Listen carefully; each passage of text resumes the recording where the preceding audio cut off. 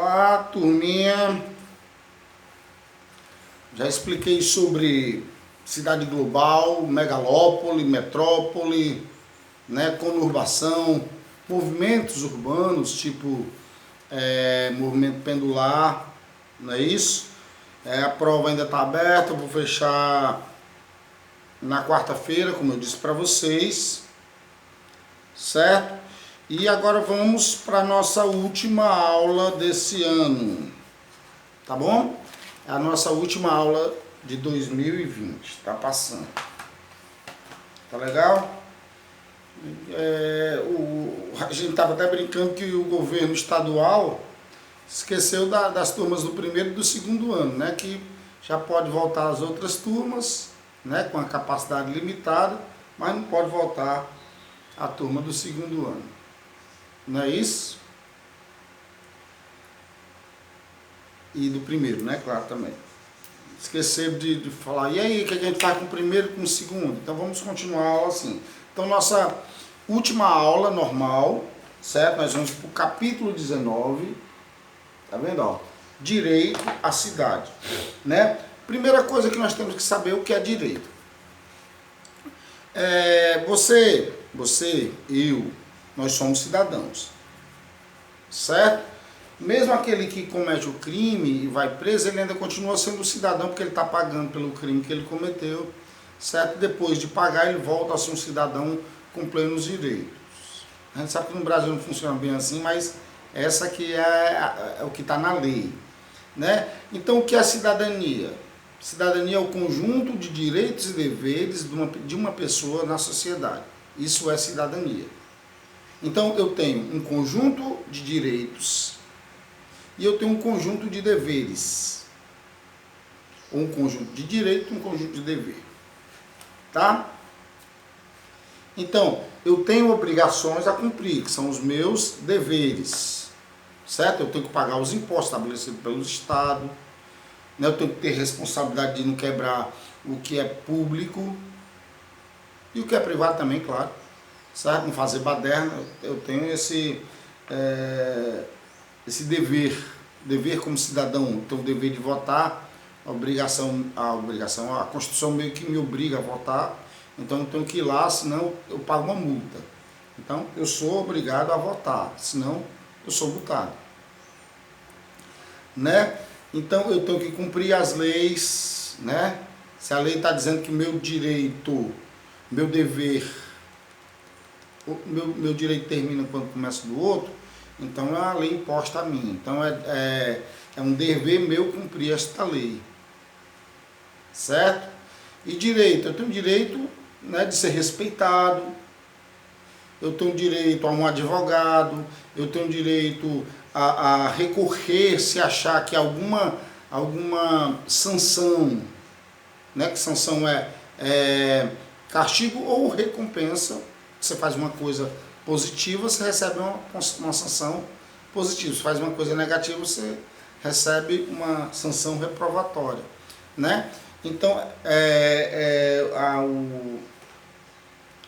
a sanção, né, tem a ver com eu cumprir ou não meus direitos. Se eu cumpro meus direitos, eu recebo uma sanção positiva. Então, eu tenho que cumprir esses direitos ou esses deveres. E eu tenho os meus direitos. Por exemplo, se eu comprar alguma coisa estragada no mercantil, tiver a nota fiscal, eu tenho direito lá de devolver, trocar por outra mercadoria e eu receber o dinheiro de volta. Isso é um direito meu. Tá? Assim como eu tenho vários direitos garantidos pela Constituição. Recentemente um político aí falou que a nossa Constituição ela dava muito direito para o cidadão e pouco dever. Isso é mentira. A nossa Constituição ela é muito boa. O problema da nossa Constituição Federal, que foi feita em 88, né, o Brasil já passou por muitas constituições, os Estados Unidos só teve uma, só para você ter ideia da diferença. Né? Então, ela é muito boa, ela é muito ampla em todos os sentidos, né? O direito do consumidor, a questão ambiental, a questão do direito a essa cidadania. Por exemplo, se você for processar, você tem direito a, se não puder pagar, você tem direito a um advogado, né? Certo? Claro que esse seu direito, como eu disse, você tem que ir até certo ponto, Porque quando você agride o direito do outro, você não está exercendo mais seu direito. Você já está cometendo um erro que pode ser passivo de sanção, como eu já expliquei, sanção, né, que é o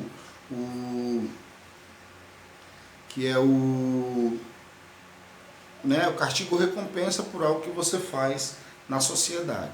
Então o homem é um ser social, a gente sabe disso, ele vive em sociedade, certo? Se ele não estiver em sociedade, isso pode ocasionar muitos problemas até psicológicos, tá? Então o homem é um ser social, ele vive em sociedade, e quem estuda a sociedade, e é uma das ciências que auxilia a geografia, é a sociologia, certo? É a sociologia.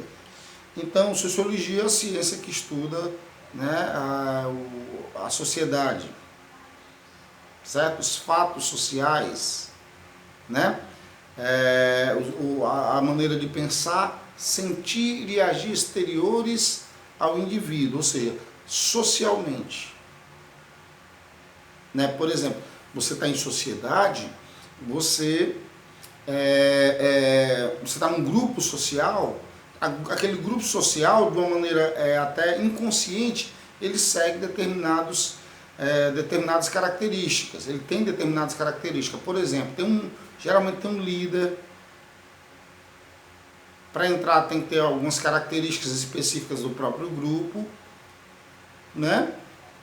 Então, o indivíduo respeita a vontade do grupo, não o grupo respeita a vontade do indivíduo, né? Pelo menos a maioria dos grupos são assim, né? Seja o grupo de amigos, seja o grupo da escola, seja o grupo do bairro, seja o grupo religioso, seja o grupo do esporte, seja o grupo da cidade.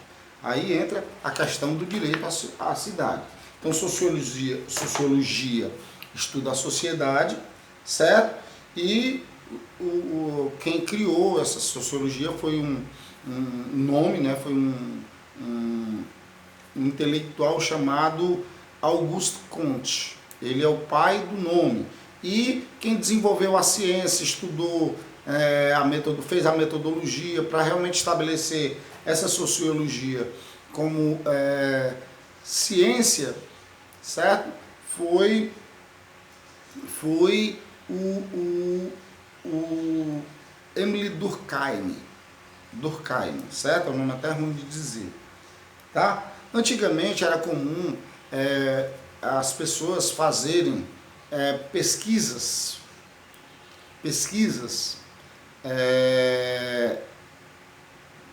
nesse âmbito social, pegar uma pessoa, né? Pegar uma pessoa mais, digamos assim, menos favorecida socialmente, certo? E transformar numa pessoa da alta sociedade, porque dizer assim, não, quem nasceu para ser isso nunca vai ser aquilo, né? Quem nasceu para tostão nunca vai ser cruzeiro, né? Tinha um ditado que dizia mais ou menos assim. E eles conseguiram provar. E essa questão, nós temos diversos relatos dessa questão do homem ser social, dele viver socialmente, né? Alguns seres humanos, lá pelo século XVIII ali e tal, eles foram encontrados, viviam no meio de bichos e não tinham o hábito de falar, de comer, de andar na postura ereta e tal. Aí quando foram para o lado social, acabaram se habituando a isso. Alguns não conseguiram se habituar e chegaram até a óbito. É isso que é a verdade, né? Então, hoje em dia, essa sociedade, a sociedade humana, a sociedade contemporânea, que é essa que a gente vive, ela é uma sociedade urbana. Ou seja, a maior parte está na cidade. Né? O Brasil, na questão do Brasil, o Brasil é um país urbano. A maior parte do país vive nas cidades. A maior parte da população vive nas cidades, a tendência é cada vez mais aumentar. Tá certo? Então, como é viver na cidade? Nós que somos seres, somos animais urbanos, né? Somos homens urbanos, homens e mulheres urbanos. né? A gente sabe que a cidade ela tem toda uma vida, toda uma rotina, um cotidiano, certo? Acordar cedo, trabalhar, voltar, tem os picos, né, de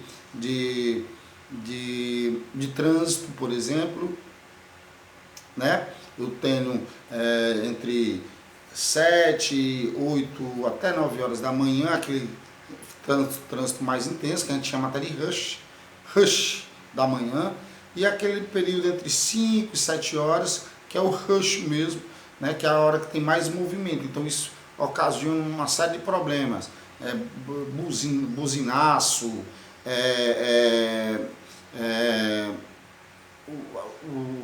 quando o trânsito trava, né, que a gente chama de engarrafamento, você não consegue ir para lugar nenhum, passa horas no engarrafamento, acontece muito, principalmente quando tem batida. Né? Então, a gente sabe que a vida da cidade é uma vida onde o meio ambiente não é um dos melhores, falando da questão ambiental mesmo. O ar é mais poluído, porque tem, nas cidades que tem mais fábricas, tem a poluição da fábrica, e nas cidades que são mais para o setor de serviços, né, você tem a poluição dos carros. Então já não é um ambiente, claro que tem cidades mais poluídas do que outras. São Paulo é muito mais poluído, né, ou poluída a cidade, do que propriamente Fortaleza é, né? O pessoal até brinca que o único lugar do Brasil onde você vê o ar que respira é em São Paulo, por conta da poluição. Não é verdade? Então, essa rotina da cidade, essa poluição sonora, buzina, gente gritando, batidas, gente consertando isso, aquelas oficinas, né? Oficinas em vários setores, não só de carro, não é verdade? Então, aquela zoada, aquela poluição sonora, aquele barulho, gente fazendo propaganda, som de carro passando, lá na ótica tal, não sei o que, não sei o que, não sei o que, né? Além tudo muito desorganizado, principalmente nas cidades de países não desenvolvidos, como é o caso do Brasil. Então, o ambiente urbano não é organizado, então você tem placas por todo lado, é aquele te incomoda, você sai de casa, vai olhando aquilo, te dá uma fadiga. Isso ali é a poluição visual. E, claro, e evidentemente que a gente sabe muito bem que é o que você tem no cotidiano, a passada ou a passagem do carro do lixo. Ele passa 3 vezes por semana, então você organiza seu lixo para deixar lá, senão vai acumular, vai ficar um negócio feio. Né? Então, outra poluição dos resíduos sólidos, a poluição, né? A poluição provocada pelo lixo produzido pelas pessoas da cidade. Se você pegar o Fortaleza como exemplo, ali no Janguru Sul, tem aquele serrote lá, isso ali tudo é de lixo. Inclusive poluiu em demasia o Rio Cocó, que passa por lá.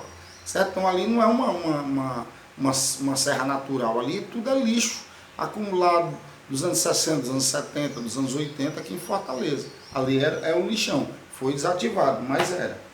Tá? Então, essa poluição, esse poluição visual, sonora, poluição dos resíduos sólidos, poluição das lagoas, não é tudo isso que a gente se depara. Não é isso? Além de tudo, por exemplo, o problema da violência é muito grande, né? A falta de acesso à saúde nas grandes cidades. Né? E a gente sabe disso, a gente vive isso em Fortaleza. Quem já precisou dos serviços públicos de saúde sabem bem como é complicado. Já foi pior, é bom que se diga que já foi pior. A questão da educação também é complicada, muita gente não consegue vaga, é bom que se diga, já foi pior. Melhorou, mas podia ser melhor. A questão da saúde melhorou, mas podia realmente já ter melhorado muito mais. Né? Até porque a gente paga os impostos, ou seja, a gente exerce o nosso dever, e a gente tem, por direito, receber esse serviço em troca. Então a gente paga os impostos, paga o IPTU, né? Paga impostos que são repassados para o município, para eles repassarem para a gente em benefícios.